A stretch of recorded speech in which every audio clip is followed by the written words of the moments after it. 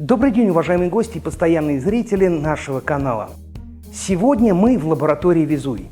И как я вам обещал вот в этом ролике, сегодня мы будем разжигать, топить и смотреть, как работает печь-камин Aston 11 киловатт пристенно-угловой. Я хочу напомнить некоторые детали об этом печи-камине. Во-первых, это система «Чистое стекло» или подача воздуха на горение вот сюда в верхнюю часть топки. Этот же воздух отсекает дымовые газы и пламя от стекла, позволяя ему оставаться чистым. Вот здесь в нижней части дверки расположена подача воздуха на основное горение или, как еще говорят, на первичное горение. Через эту систему подачи воздуха проходит тот воздух, который поступает в поддувало и позволяет гореть именно дровам в нижней части топки. И вот здесь, ниже дверки, расположена система регулировки подачи воздуха во вторичный дожиг. Здесь на задней стенке расположено отверстие, через которое во время горения поступает воздух в верхнюю часть топки под пламя-гаситель. И за счет этого воздуха догорают дымовые газы, расположенные здесь. Вы видите, что печь-камин Aston подключен через свой верхний выход. Напоминаю, и это еще одна особенность данного печи-камина, у него два выхода для дымохода. Сейчас работает верхний выход, а задний просто закрыт специальной заглушкой. Еще одна из интересных особенностей этого печи-камина отражена в его названии. Он может устанавливаться как возле стены, и это будет пристенное размещение, так и в углу. Сама шестиугольная в плане форма этого печи-камина позволяет его установить туда, куда нужно вам. Конкретно эта модель печи-камина декорирована керамической плиткой, которая является внешней стенкой конвекционного канала и заодно распределяет лучистое тепло или излучение, которое идет от металлических стенок печи. За счет такого перераспределения излучение превращается в более мягкое и комфортное тепло. В топку печи-камина я уже заложил дрова. Я буду зажигать их по системе нижнего горения. И я думаю, что не стоит тянуть время. Пора начинать. Перед тем, как мы начнем наши испытания, я хочу снять температуры, которые сейчас есть на печи, на дымоходе и на окружающих нас стенах. Для этого у меня в руках есть мой неизменный поверенный пирометр. И давайте приступим к измерению температур. Показываю температуры, которые сейчас есть на печи и в окружающем пространстве. Вот здесь, на самой стенке печи, 17 градусов по Цельсию. В нижней части дверки 16 градусов по Цельсию. На боковой стенке 16 градусов по Цельсию.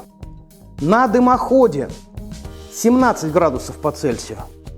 Меряем стену за нашей печью. Показывает 14 градусов. Правая от камеры и от вас стена 14 градусов. Левая от камеры и от вас стена 14 градусов. Вот с таких температур я начинаю сегодняшнюю протопку печи-камина Aston 11 пристенно-угловой. Присоединяйтесь, давайте посмотрим, что может этот печь-камин. 14 часов 17 минут на часах, и я начинаю растапливать печь-камин Aston 11 пристенно-угловой. Обязательно надо проверить, чтобы все системы подачи воздуха были максимально открыты. Это касается и системы «Чистое стекло», системы основной подачи и, конечно же, системы подачи воздуха на вторичное горение. Прошу вас обратить особое внимание на то, насколько сильно загружена топка. Дрова сейчас занимают чуть больше трети объема всей топочной камеры. При зажигании печей по системе нижнего горения обязательно должны оставаться открытыми.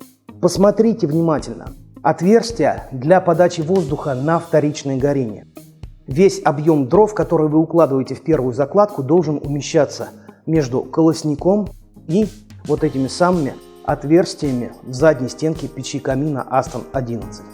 Ну а сейчас баллон у меня в руках. Начинаем.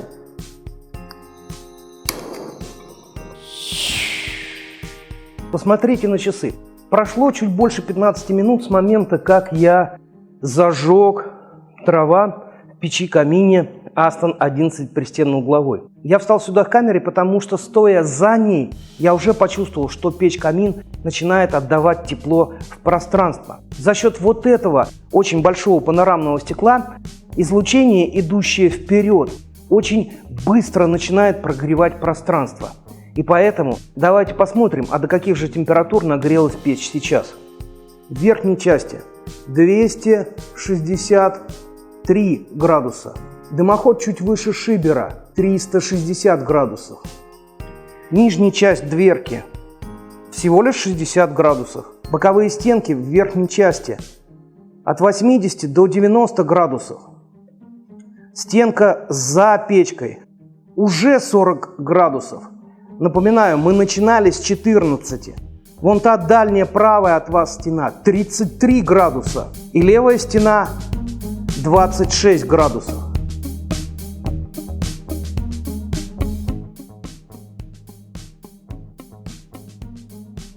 В видеообзоре, который я делал на печь-камин Aston 11 пристенно-угловой, я обещал вам показать, как выглядит сбоку огонь в топке. Вот смотрите, я стою к печи, наверное, под углом градусов 70-75 и отлично вижу то, что происходит в топке. Перехожу на другую сторону, все также замечательно видно. А теперь я хочу, чтобы вы посмотрели вовнутрь топки. Вот здесь, вот в этой части, вермикулит нагрелся еще не до конца. И там есть достаточно большое количество сажи. Вы видите эту черную полосу. Буквально через 10-15 минут, когда топка и вермикулит прогреются окончательно, эта сажа исчезнет. Она просто выгорит. И я покажу вам, как это будет выглядеть. Я говорил вам, что сажа с боковой стенки из вермикулита уйдет за 10-15 минут. На самом деле с того момента прошло всего лишь 7 минут. А вы видите, что никакой черноты на стенке уже нет. Посмотрите, пожалуйста. Прошло 45 минут с того момента, как я зажег печь-камин Aston 11. Точнее, дрова в топке печи камина Aston 11. Сейчас первая закладка уже практически прогорела. Там осталось небольшое количество дров. И уже можно делать вторую закладку. Сейчас я добавлю в топку печи камина еще дрова. Они немножко погорят. И после этого покажу вам, как печь работает в разных режимах. Мы закроем систему чистое стекло. Мы закроем систему подачи воздуха в основную камеру горения. Потом мы закроем подачу воздуха в канал вторичного дожига. И после этого мы получим экономичный режим работы печи здесь, в реальности, в лаборатории Везувий с печью-камином Aston 11 пристенно-угловой. А давайте-ка померяем температуру, которая сейчас на вермикулитовой облицовке внутри топки. Аккуратненько открываю дверку, включаю пирометр. Поехали. 445, 455. Ну, в общем, около 450 градусов сейчас температура. И на задней, и на одной из боковых стенок. Жарко. Сейчас будем добавлять дров. Топка уже заметно разогрета, поэтому я буду укладывать относительно толстые дрова. Их поперечник примерно 7-8 сантиметров. Для того, чтобы в первый момент выходящие дымовые газы не коптили стекло, я буду класть дрова поперек топки, чтобы вот эти выходы, из которых и идет основной поток дымовых газов, были направлены в стенки печи. Открываю. Очень аккуратно. Хоп. Вот так. И опять закрываю топку. Моментально вспыхивают сухие дрова в хорошо разогретой топке. Прямо сразу мощное, сильное, яркое и нужного желто-соломенного цвета пламя. Это говорит о том, что у нас все в порядке с подачей воздуха, с тягой и с работой самой топки. Печь-камин сейчас горит, что называется, на всю Ивановскую. Пожалуй, я сделаю небольшой шажок сюда вперед камеры, чуть-чуть подальше от печи-камина. Теперь, как я и обещал, самое время, после того, как у нас хорошо разогрелись дрова, закрывать системы подачи воздуха и смотреть, как это будет влиять на горение дров в топке. Я начну с закрывания верхней системы, той системы, которую обычно называют системой чистое стекло. Я закрываю ее полностью. Давайте подождем, посмотрим, что будет происходить в топке. Вот сейчас Если вы обратите внимание, мне очень хорошо видно, что количество дыма и не сгоревших газов с копотью вот здесь, в верхней части топки, заметно увеличилось. Вот так работает система «Чистое стекло». Теперь давайте переводить постепенно печь в экономичный режим. Для этого сначала я практически полностью закрою шибер. Жарко. Вот здесь плитка распределяет тепло, сбоку стоять не так жарко. Почти полностью я закрыл шибер. Осталась, может быть, вот такая небольшая щелочка в 2-2,5 сантиметра. Количество дымовых газов и копоти в камере нарастает. Теперь давайте закроем следующий элемент – подачу воздуха на основное горение. И давайте смотреть, что будет происходить в топке. Интенсивность горения явно снижается. А если вы присмотритесь, то вот там в глубине явно видны факелы, которые образуют выходящий и тут же загорающийся воздух из отверстий канала вторичного дожига. Очень красивая картина. Для того, чтобы еще больше снизить интенсивность пламени и горения в топке, я сейчас вот так закрою канал вторичного дожига.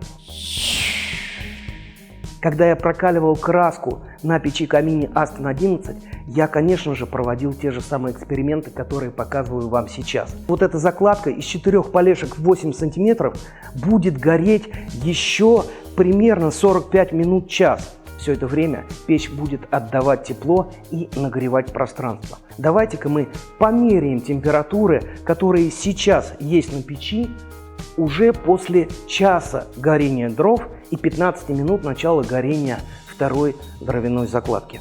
Вот здесь в верхней части печи под конвекционным каналом 350 градусов. На шибере сейчас 246, около 245 градусов. Боковая стенка, плитка 120 градусов. Не забывайте, что здесь расположены конвекционные каналы, те, которые забирают холодный воздух снизу и направляют его вверх. За счет этого, конечно же, боковые стенки холоднее, чем лицевая сторона. Нижняя часть дверки, можно сказать, совсем холодная. Какие-то там 130 градусов. Что еще померяем? Стенку за печью. Вот она сейчас разогрелась уже до 47 градусов. Левая стенка 32 градуса, вы видите. И правая стенка, на ней 30-35 градусов. Сейчас, после того, как прошел час от начала топки печи камина Aston 11, температура в помещении в целом стабилизировалась. У нас нет разницы температур между левой и правой стеной.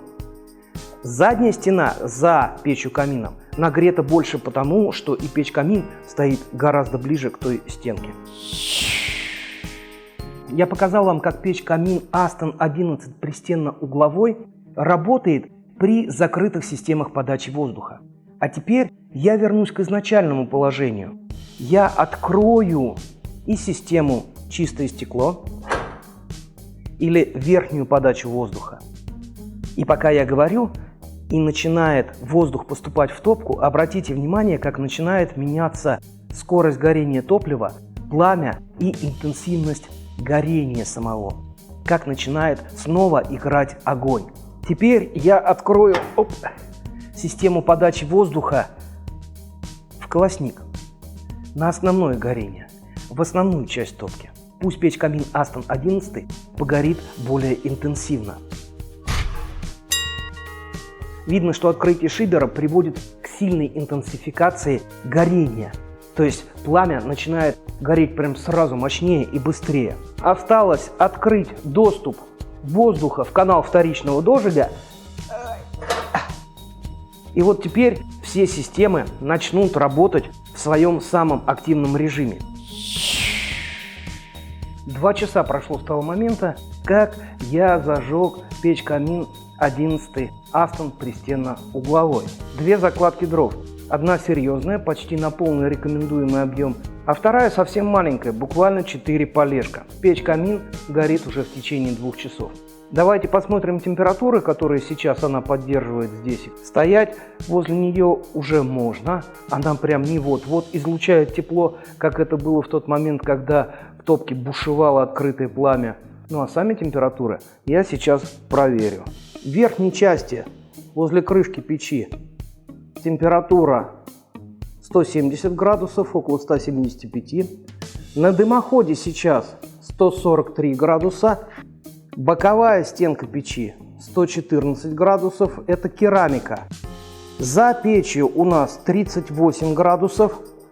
Левая стена 24 градуса. Правая стена 28 градусов. На дверке сейчас температура около 90 градусов. Вот такие температуры после 2 часов топки. Я вам сейчас покажу еще одну вещь, которую считаю очень важным. А для этого давайте сейчас заглянем на дно топки горящего печи камина Aston 11 пристенно-угловой. Посмотрите, насколько хорошо сгорает топливо в топке печи камина. Практически не остается крупных углей. Это говорит о том, что горение очень эффективно, максимум энергии снимается с дров и отдается через стенки нашей печи в пространство.